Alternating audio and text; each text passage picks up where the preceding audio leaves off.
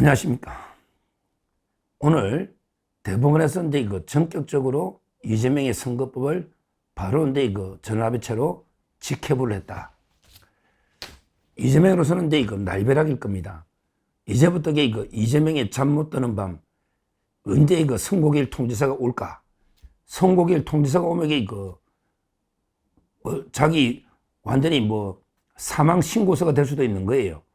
누구도 예측 못하는 거예요. 선고기를 잡아놓고 선고기일 전날 대법관 12명이 모여가지고 쫙 이 의견을 밝히는 거예요. 언제부터?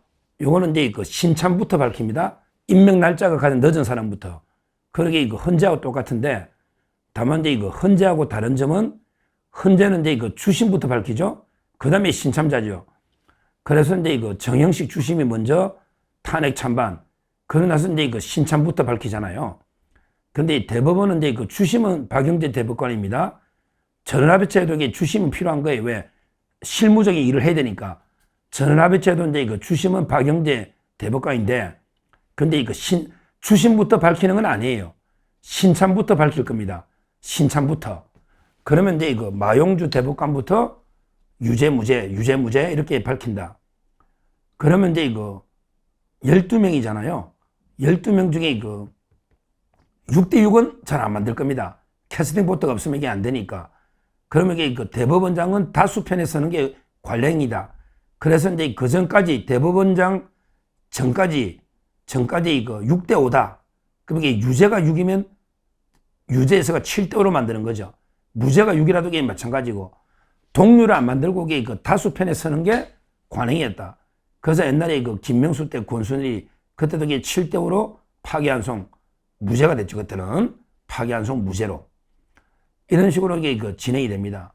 그러니까 이제 선고기를 잡아놓고 최종적으로 전날 딱 결론을 내리기 때문에 이재명으로서는 알 길이 없죠.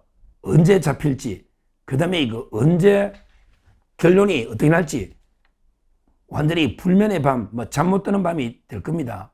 지금 이재명이가 대장동을 재판 갔는데 재판장에서도 핸드폰을 보니까 그러면 이거 보고 지금 이게 대장동 재판은 아예 관심도 없을 겁니다. 대장동 재판은 이제 어차피 10년 걸리니까 아마 이게 대법원 재판에 온통 이게 이제 엄청나게 충격을 받을지 않을까. 거의 이게 멘붕 상태에 왔을 거예요. 왜 그러냐면 자기는 도저히 대통령 선거 전까지는 결과가 안 나올 거다. 이렇게 생각하고 있었는데, 이렇게 정광석과처럼 빠르게 자기가 우리 사법 시스템에서 2달 내내 안 된다 그랬거든요. 그런데 전화배치까지 가버렸다. 이거는 이제 이재명으로서는 충격적인 이런 일인데요. 제가 이번 동영상에서 이제 드리고 싶은 말씀은 뭐냐. 이왕 이렇게 빨리 하는 거예요. 저는 5월 12일 전에 해주는 게 맞다고 봐요. 5월 12일 전에 선고하는 게 맞다. 이렇게 제가 주장합니다. 대법원에서. 그럴 가능성도 있죠. 왜냐하면 이게 워낙 급하게 하루하루마다 날짜가 지정되기 때문에. 5월 12일이 왜 중요하냐. 바로 이제 대선 후보 등록일입니다. 따라서 이제 5월 12일 이후에 선고해버리면 민주당이 후보도 못 내는 이런 경우가 있는데 저는 그까지는 바라지는 않아요. 그냥 이재명이 대신에 김동연을 내든지 바둑이 김경수를 내든지 후보를 내라 이거야. 후보를 내야 이게 대선이 되는 거니까. 아예 이재명이면 교체하면 되지. 민주당 자체가 이제 후보도 못 내는, 원래 조홍천 의원이나 원래 이런 걱정이 많았죠. 이런 지적이 많았어요. 후보 등록 후에 이재명이가 날아가 버리면 이게 후보를 바꿀 수가 없잖아. 그러면 이게 대선이 실질적으로 경쟁이 안 되거든요. 물론 이제 무소속 후보 급조하게 국민 후보 하면서 이게 놓을 수는 있겠지만, 그러나 그래도 제1야당이 후보는 내는 게 좋다. 그럴 바에는 저는 5월 12일 전에 전화배치 선고를 잡아서, 그래서 이재명이가 날아가면, 그러면 다른 후보로 바꿔서 2등 후보를 내든지 민주당이 그 정도의 기회는 주는 게 도리다. 맞다. 이렇게 저는 보는 겁니다. 실제 헌법재판소도 얼마나 정치적으로 고려했습니까? 자기들이 시간을 쭉 끌다가 어떻게든 8대0 만들고 그게 안 되니까 이제 처음에 5대3, 4대4가 되니까 아예 대통령 보고 이제 협박을 했지 않습니까? 6개월 이내에 빨리 하야하라고 발표해라. 안 하면 이게 날린다. 이런 식으로 그 협박질까지 했지 않습니까? 그 협박을 한 김현장, 협박을 하는 게 그 사람이 뭐라고 사석에 했냐. 빨리 대통령 하야해라. 안 하면 날린다. 그러면서 우리는 이재명도 날린다고 그랬거든요. 이것도 제가 직접 들은 이야기예요. 이재명도 날릴 수 있다. 이게 사법 카르텔이 김현장이라는 게 대단합니다. 그러니까 이재명에게 우리 대법원 대법관들이 다 친하잖아요. 김현장이나 이쪽에 다 정통 중도 보수. 그러다 보니까 이제 이재명이는 대법원에서 날릴 테니까 윤석열 대통령도 이제 빨리 하야해라. 6개월 이내 안 하면 날린다. 이런 이제 협박이 왔다는 거예요. 그때 이재명도 대법원에 충분히 날릴 수 있다. 이런 이야기를 했다는 거예요. 제가 이제 믿을 만한데 들은 이야기 직접 대통령 측에 믿을 만한데 들은 이야기예요. 그러니까 이제 우리 법조계라는 게 빤하죠. 법조계라는 게 위에 대법관 정도 하고 헌재재판관 정도 하려면요. 몇 명 안 됩니다. 그 내부의 카르텔이 또 있는 거예요. 내부 카르텔이. 그러니까 이제 그 거대한 카르텔은 윤석열도 날리고 이재명도 날린다. 이런 이제 카르텔이 형성되어 있었다는 거예요. 그러니까 이제 윤석열 때 날리버리잖아. 하야 안 하니까. 하야 요구하다가. 그러니까 이제 이재명 날릴 차례인 거죠. 저는 그렇게 봅니다. 왜? 조희대나 대법관들이 이재명만 살려주고 윤 대통령 날린다. 이 정도까지 문제가 있다고는 저는 안 봐요. 아마 이제 거대한 우리 사법 카르텔 속에는 좌파든 우파든 그런 게 중도보수 카르텔도 있다 봐야 되거든요. 정영식, 조한창, 김복형도 있고, 김영도까지. 그 다음에 여기 대법원에도 상당히 중도보수가 많잖아요. 이런 이제 카르텔이, 야, 그러면 이게 둘 다 날리자. 윤석열도 날리고, 이재명이 우리 대법원 날려줄게. 아마 이런 게 묵계가 있다는 말이 파다 있거든요. 법조계에. 근데 윤 대통령이 안타깝게 탄핵이 돼버렸지 않습니까? 그럼 이제는 이재명이가 날아갈 차례는 맞아요. 그거 보더라도. 옛날부터 그런 파단의 법조계 이야기가 이미 있었다. 이 말씀을 제가 드리는데. 근데 중요한 거는 이제 5월 10일 전에 날려야지. 그래야만 민주당이 후보는 낼 수가 있잖아요. 이재명은 못 내더라도 후보는 낼 수가 있잖아요. 김동희. 그러면 나라 좀 바뀌거든요. 그래서 저는 굳이 6월 3일, 6월 3일 한참 넘길 생각은 없는 것 같아요. 한참 넘길 이유는 없죠. 그러면 하루 만에 전화배치를 해볼 이유가 없잖아요. 아마 6월 3일 전에 선고를 한다고 저는 보고 있는데, 근데 그럴 바에는 빨리 선고하자. 내용은 다 알잖아요. 대법관들이 1, 2심 다 지켜봤고 매일 방송하니까 쟁점이 뭔지 훤히 알잖아요. 하루만 읽어보면 다 알잖아요. 판결문이나. 내용이 있나요? 대통령의 개헌보다 더 내용이 없지. 이거는 심리할 것도 없잖아요. 서류 다 있고 1심 판결, 2심 판결이 있으니 하루만 되는데 하루면. 그러면 오늘 4월 22일밖에 안 됐어요. 아직 5월 12일까지 하면 20일이 더 남아있다고. 그렇잖아요. 20일이 더 남아있다고.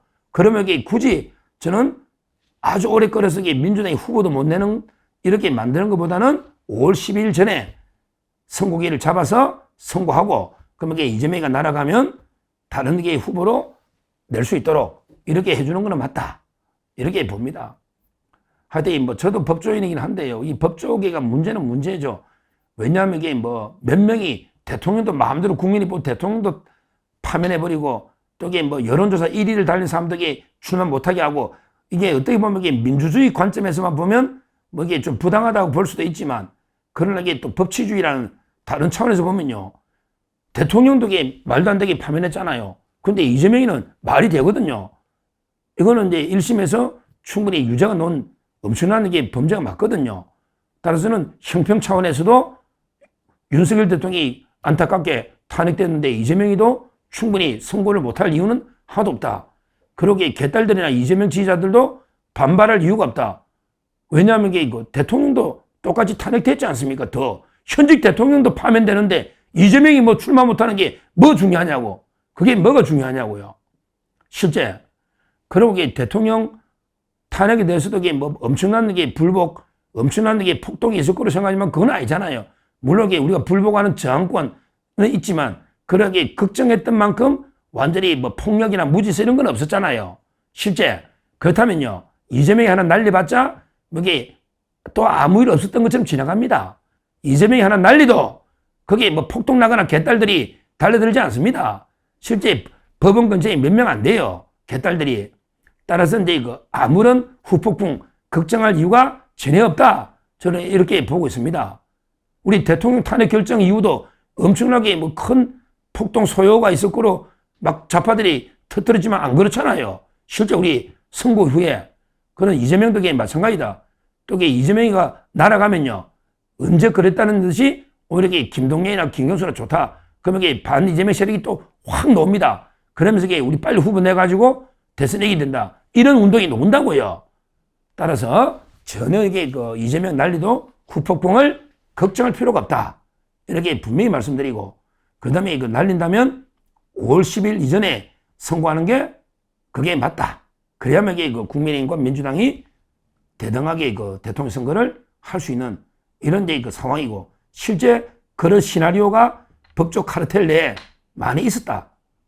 근데 이렇게 보기 때문에 저는 현실화될 가능성이 상당히 높다. 이렇게 분석합니다. 하여튼 이재명으로서는 완전히 발등에 불이 떨어지고, 이제 민주당도 초긴장에 들어갔겠죠. 과연 언제 선거길이 잡힐까? 또 결과는 어떻게 될까? 근데 바로 초비상 사태일 겁니다. 그러게 대법원은 더군다나 헌재는 8명이에요. 대법원은 12명입니다. 최고 재판소입니다. 뭐가 부담스럽고 뭐가 두렵습니까? 대법원은 오로지 법과 원칙, 법리만 보면 되는 거죠. 그 다음에 증거가 뭔지, 법과 원칙, 증거와 팩트가 가리키는 대로 소신껏 대법관들이 12명이 판결하면 되는 거다. 이 말입니다. 이 말입니다. 실제 2심 완전히 좌파 트리오, 호남의 정재호, 그 다음에 개딸 판사 이해설, 그 다음에 역시 좌파 최은정, 말도 안 되는 무죄 면죄부를 줬지만 이거는 당연히 대법원에서 바로 잡아야 되잖아요. 1심의 한승진 부장, 이분은 선비형 판사랍니다. 한승진 판사가 워낙 판결을 잘 써놨지 않습니까? 형량은 대법원이 새로 정할 필요 없고 1심과 2심 중에 택일하면 된다. 그러면 저는 하루면 된다고 보기 때문에 실제 충분하다. 20일이면 옛날에 3일, 4일 만에 선고한 것도 많습니다. 공수처가 말로 되는 거는 빨리 하는 것도 많아요. 충분한 시간이다. 그래서 5월 10일 이전에 선고기를 잡아서 이재명을 날리는다. 그럴 가능성도 저는 충분히 있다. 이렇게 보고요. 대법원이 원칙적으로 법리에 따라 선고기를 잡아서 반드시 이재명을 날려버리라. 이렇게 촉구를 합니다. 감사합니다.